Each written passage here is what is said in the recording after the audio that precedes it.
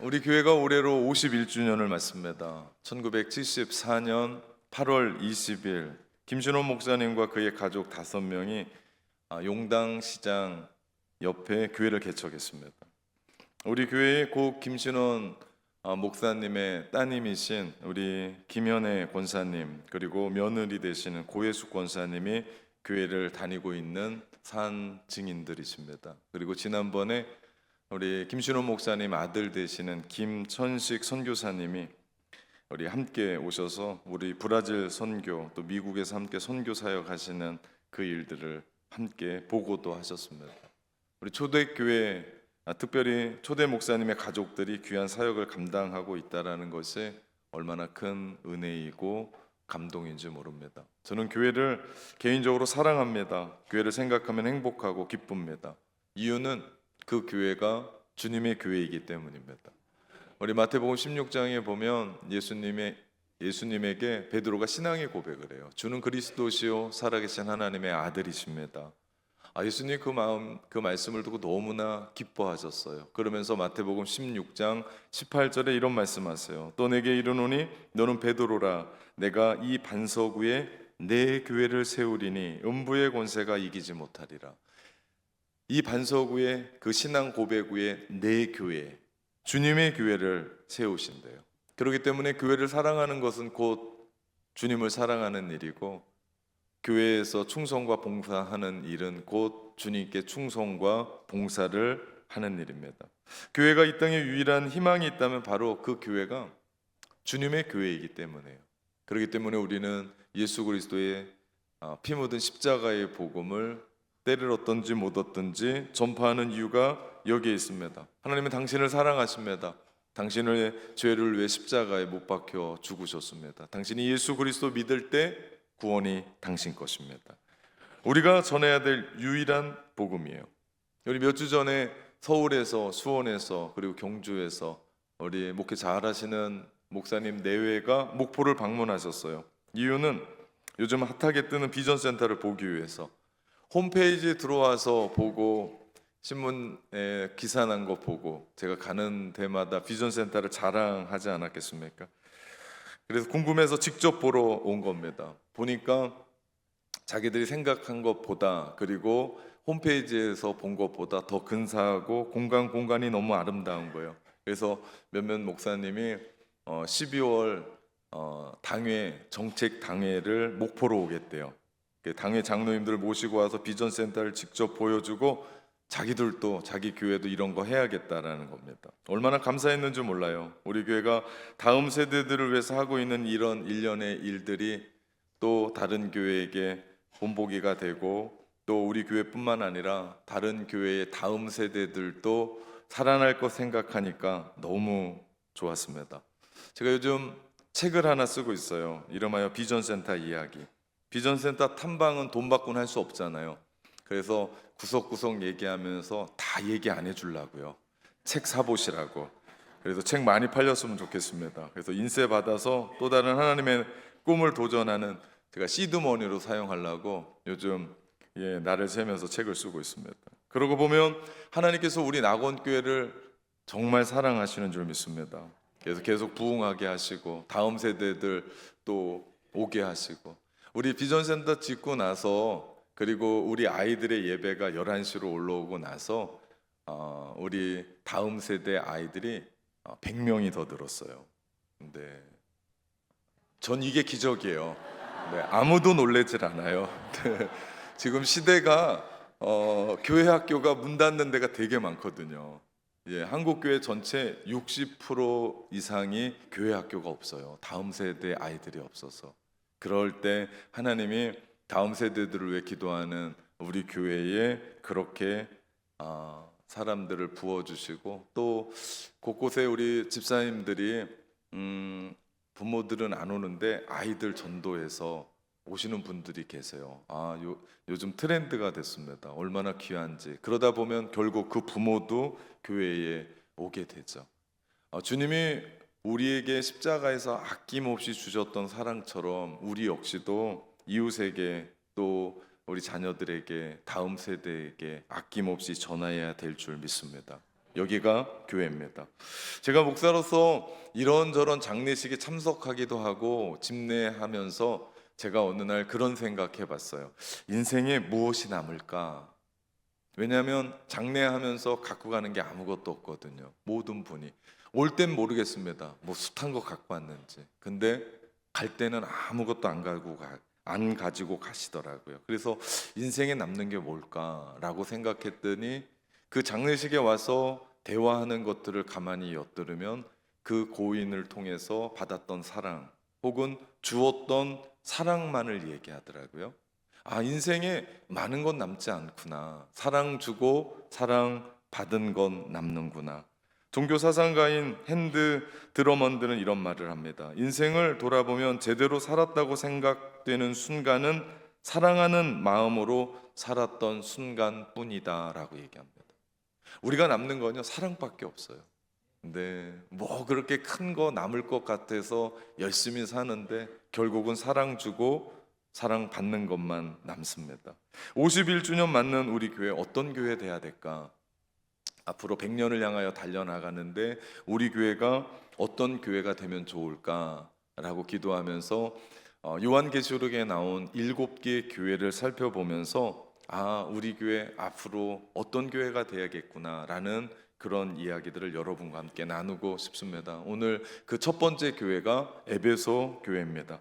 에베소 교회는 바울이 개척했어요. 그리고 그 유명한 디모데가 목회했고, 그리고 그 뒤로 사도 요한이 목회했던 교회가 에베소 교회입니다. 그래서 그런지 그 교회, 그 훌륭했던 그 교회를 주님이 칭찬하세요. 세 가지로 칭찬하는데요. 첫 번째, 에베소 교회는 예수님을 위해 수고한 교회라고 얘기합니다. 예수님을 위해 애쓴 교회, 힘쓴 교회, 수고한 교회. 오늘 보면 2절 말씀해 보니까 내가 내 행위와 수고를 안다라고 얘기합니다. 주님을 위해 수고했어요. 에베소 교회는 하나님과 사람을 부지런히 섬긴 활동적인 교회였습니다. 사역이 왕성했어요. 그래서 전국적으로 유명했던 교회가 에베소 교회였습니다. 주님을 위해 뭐든지 했었던, 근면하고 성실했습니다. 아낌없이 주님 앞에 드렸던 교회가 에베소 교회였습니다. 그래서 주님은 에베소 교회에게 너희 수고를 안다라고 칭찬하십니다. 두 번째는요, 인내하는 교회였어요. 2절 말씀을 동일하게 보면 주님이 그런 얘기해요. 내 인내를 내가 안다. 에베소에 있던 기독교인들은 주변에 극심한 박해를 받고 있었습니다. 특별히 에베소는요, 고대 로마의 주요 도시 중에 하나였습니다. 그리고 상업과 종교의 중심지였고, 그래서 수많은 종교들이 들어와 있었어요. 지중해 무역황으로 아주 부자였던 도시였고, 그리고 동서양의 문화가 교류가 활발했었던 곳이었습니다. 큰 도시였기 때문에 그 도시에는 황제 숭배 사상이 있었고, 또 많은 사람들이 우리가 사도행전 보면서 바울의 3차 전도 여행 때 보았던 여신 아데미, 큰 여신 아데미를 숭배하고 있었던 곳이었습니다. 3차 전도 여행 때 바울은 설교와 전도 가르침으로 아데미 신전에서 은신상을 팔아 먹고 살았던 기득권자들의 마음을 상하게 했어요. 왜? 매출이 떨어졌거든요. 그러다 보니까 큰 소동이 벌어지게 됐고, 그때부터 에베소는 기독교인들을 박해하고 핍박하기 시작했습니다. 단지 그들이 예수 믿는다는 이유, 다른 건 없었습니다. 그들은 성실했습니다. 그들은 착했습니다. 그들은 법을 잘 지키는 사람들이었습니다. 그럼에도 불구하고 밑도 끝도 없이 미워했고 비방했습니다. 예수 믿는다는 이유로 고객들을 잃어 사업장이 문을 닫았습니다. 기독교인이라는 이유로 상업에 제한을 두고 협동조합에 끼워주질 않으니까 매매할 수도 없고 물건을 받을 수도 없고, 그래서 그들은 어려움을 겪기도 했습니다. 이 모든 환란이 있음에도 불구하고 에베소 교회 성도들은 주님께 대한 충성과 인내를 지켰습니다. 주님 한 분만 붙잡고 살았습니다. 결코 부인하지 않았습니다. 끝까지 주님께 충성했던 교회. 그래서 주님이 말씀합니다. 내가 내 인내를 안다. 세 번째, 주님이 그들을 칭찬했던 이유는 진리를 사수하는 교회였어요. 6절 말씀에 보니까 니골라당이라고 불리는 자칭 사도들, 거짓 선지자들이 돌아서 에베소를 흔들었어요. 거짓 선지자들이었습니다. 그때 그들은 기도와 말씀으로 그들을 거부하고 끝끝내 쫓아내요. 그것을 주님이 칭찬하십니다. 에베소 교회는 이런 교회였어요. 오늘날로 말하면 신천지 세력이 들어왔을 때 그 신천지 세력을 내어 쫓고 이단 사이비들 척결하고 진리를 수호했던 교회. 이 교회는 어디에다 내놔도 정말 손색이 없는 그런 좋은 교회, 아름다운 교회, 믿음과 진리를 굳건하게 지키는 교회, 인내하는 교회, 모든 성도들이 사역에 열심내며 수고했던 교회였습니다. 고난 중에서도 인내했어요. 신앙의 정통성을 붙잡고 말씀의 진리를 붙잡았던 교회였습니다. 흠이 없는 것 같아요. 그런데 의외로 주님은 이 교회를 책망하십니다. 주님께 책망을 받는 교회가 돼요. 그것은 진리를 붙잡고 싸우다 보니까 중요한 처음 사랑을 잃어버렸던 교회가 됐어요. 물론 에베소 교회가 처음부터 그런 건 아니었습니다. 바울이 에베소 교회를 위해서 보낸 편지, 에베소서겠죠. 에베소서 1장 15절 말씀해 보니까 이로 말미암아 주 예수 안에서 너희 믿음과 모든 성도를 향한 사랑을 나도 들었다라고 얘기해요. 이것이 사도 바울이 에베소 교인들을 향해서 칭찬하면서 기도하는 첫 번째 구절이거든요. 바울이 에베소 교인들을 향해서 고백한 이야기면 얼마나 가슴 떨리는 얘기입니까? 그 교회가 에베소 교회였어요. 에베소서를 가만히 읽어보면 그 사랑이 뭔지를 알게 돼요. 에베소 교회는 예수 그리스도의 십자가의 사랑으로 인하여 옛사람을 벗고 새사람을 입은 사람들이 되었습니다. 성령께서 주시는 말씀을 가슴에 새겼고 그리고 그 일로 하나님을 사랑할 뿐만 아니라 이웃을 사랑했습니다. 형제를 사랑했습니다. 종은 상전을 사랑했고 상전은 종을 사랑했습니다. 부부끼리 사랑했습니다. 얼마나 그 사랑이 뜨거웠는지 모릅니다. 그렇게 사랑이 뜨거웠던 교회가 에베소 교회였습니다. 그들이 드리는 예배를 한번 상상해 봅시다. 주님을 사랑하는 마음으로 그들의 예배는 뜨거웠을 거고 기도는 간절했을 거고 그들이 부르는 찬양은 예수 그리스도의 십자가의 은혜를 생각하며 눈물로 찬양했을 거고 말씀을 들을 때마다 성령이 부어주시는 은혜로 깨닫게 해주시는 은혜로 그들이 화답하며 아멘 아멘 하면서 그들이 결단하지 않았겠습니까? 그리고 예배가 끝난 후 그들은 성찬을 하고 애찬을 받으면서 우리가 지지난주에 함께 했었던 오온세대 여름 캠프에서 배웠던 대로 코이노니아의 정신을 함께 나누면서 서로 붙잡고 울어주고 웃고 격려하고 이해하고 공감하고 그들을 세워주고 손을 붙잡고 기도해주고 환한 얼굴로 그들을 대하는 그런 진정한 코이노니아가 에베소 교회에 가득했었던 사랑이 가득했었던 그런 교회였습니다. 그런데 언제부터인지 사랑이 식은 겁니다. 그 옛날보다 신앙생활 더 좋아진 것 같고 교회 건물과 인테리어는 아주 세련되어졌고 내가 설교를 듣고 말씀을 듣다 보니까 그리고 바울, 디모데, 사도 요한까지 이어지는 그 담임 목사님들로 말미암아 진귀한 말씀을 들으며 그들의 마음은 뜨거웠을 거고 찬양도 최신 것으로 함께 부르면서 그들이 함께 하나님을 찬양해야 됐는데 그럼에도 불구하고 없어서는 안 될 꼭 필요한 그것을 잃어버렸으니 그것이 사랑이었습니다. 신앙의 형식은 있었는데 내용이 없어진 거예요. 조건 없이 하나님을 사랑하겠다고 고백했던 그 신앙은 언제부터인지 신앙에 조건이 붙기 시작합니다. 하나님 이번만 하나님이 도와주시면 제가 신앙생활을 이렇게 하겠습니다. 하나님 이 사업 잘 터지면 하나님 내가 하나님 나라를 위해서 이런 일들을 하겠습니다. 기도가 이상해진 거예요. 말도 안 되는 거래를 하나님과 하고 있는 낯선 나를 보게 된 거예요. 수없는 조건 안에서도 그 마음 가운데 가지고 있었던 첫사랑을 잃어버렸던 교회. 하나님을 두려움과 떨림으로 섬기고 주님만을 자랑했었을 때가 있었는데 이제는 아무런 생각 없이 의무적으로 주일이니까 어떤 일이 있으니까 그 자리에 앉아 있는 나를 보게 된 겁니다. 예전에는 주님께 드려도 아깝지 않았는데 언제부터인가 내가 드리는 게 아깝고 손해보는 것 같고 본전 생각나고 일련의 그 일들로 말미암아 내 안에 서서히 첫사랑이 잃어버린 외부에서 들어오는 이단 세력으로 말미암아 그거 척결하고 전통성을 세우고 진리를 세우며 그렇게 무단히 애쓰면서도 내 마음 가운데 왜 이렇게 불편해졌는지, 왜 내 마음 가운데 분노가 그렇게 많아졌는지, 왜 그렇게 이 마음이 편하지 않은지 첫사랑을 잃어버렸었던 내가 받은 모든 것이 하나님의 은혜라고 생각하고 은혜를 노래할 때가 있었는데, 어느 순간 내가 잘나서, 내가 똑똑해서, 내가 수단이 좋아서, 내가 많은 사람들을 알기에 지금 내 사업하고 있고, 내가 이런 일들을 하고 있고, 내가 지금 이런 자리에서 살고 있지라고 하면서 주님이 처음 사랑했던 그 사랑을 잃어버렸던 교회, 에베소 교회. 낙원교회의 첫 표시는 뭘까요?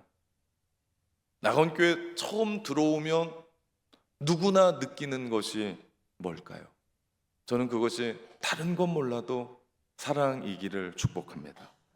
주님 사랑하지 않는 교회는 교회일 수가 없어요.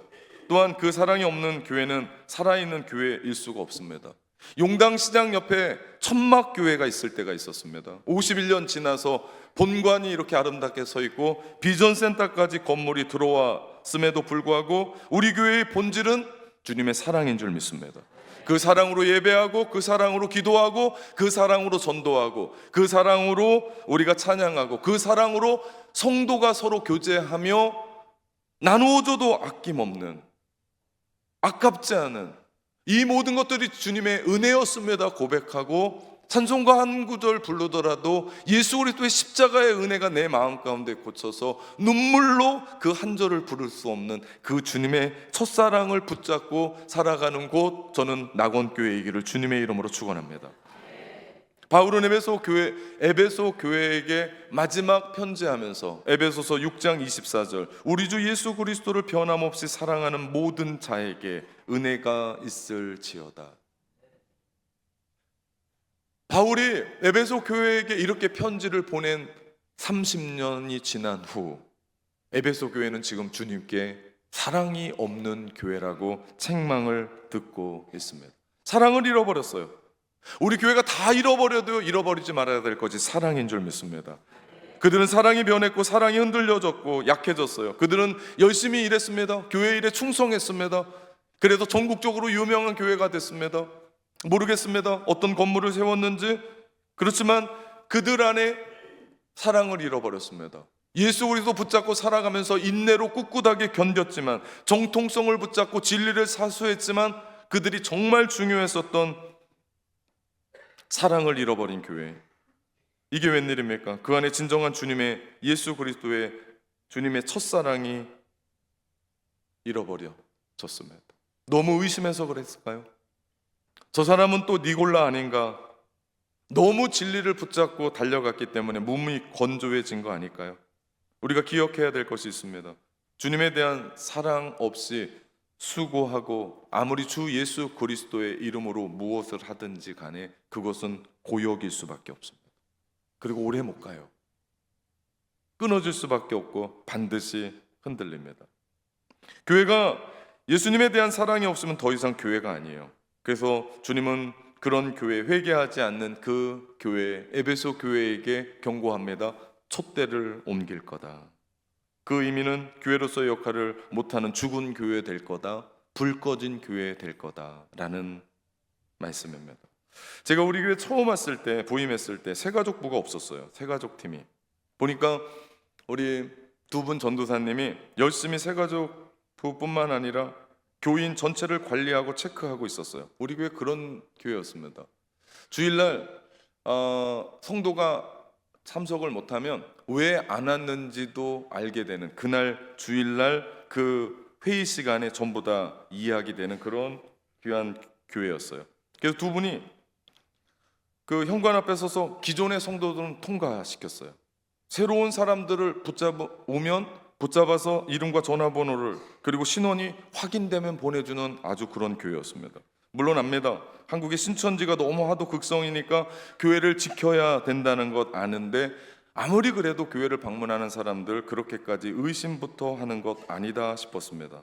아니, 세상도 무죄 추정의 원칙으로 무죄로 시작하는데, 우리 교회는 처음 시작부터 뭘로 시작해요? 신천지로 시작해요. 그래서 의심부터 하고 째려보고 시작하고, 그러면 안 되겠다고 그래서 새가족팀을 세웠습니다. 그리고 훈련하고 여기까지 오게 됐습니다. 지금은요, 새가족팀이 우리 교회 명물이 됐습니다. 교회에 와서 처음 등록한 분들 이야기를 나누다 보면 새가족팀이 보내주신 사랑과 웃음 때문에 마음이 녹았고 그들의 격려와 그들의 응원 때문에 힘을 얻었다라고 하는 사람들이 대부분이에요. 그렇죠?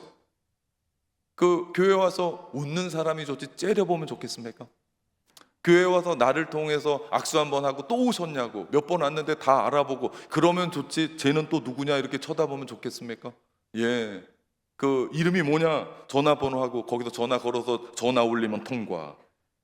정말 무서운 교회였어요. 목사도 못 올 만한 교회. 제가 부임해서 다행이지 그냥은 못 올 교회. 무엇을 얘기합니까? 우리는 지금까지 신천지 잡겠다고 새 가족을 다 잡았어요. 그리고 기존에 교회에 적응하는 분들, 우리 담임 목사의 만남을 하다 보니까 그분들은 정말 누가 도와주기보다는 서바이벌 했어요. 열심히 섰어요. 그래서 믿음이 좋아요. 한결같아요. 변함이 없어요. 산전수전 다 겪었으니 흔들릴 이가 없어요. 야, 이것도 또 장점이겠다라는 생각을 합니다. 물론 진리 고수해야 돼요. 신천지 잡아내야 돼요. 교회 지켜야 됩니다. 그런데 그렇게까지 하면서 사랑을 잃어버리면 안 된다. 빈대 잡는다고 산천, 소가 산간 태워서 될 수가 없다. 주님 처음 사랑을 잃어버린 에베소 교회, 주님이 이렇게 말씀합니다. 회개하라. 그 회개의 첫걸음은 과거를 되돌아보는 거예요.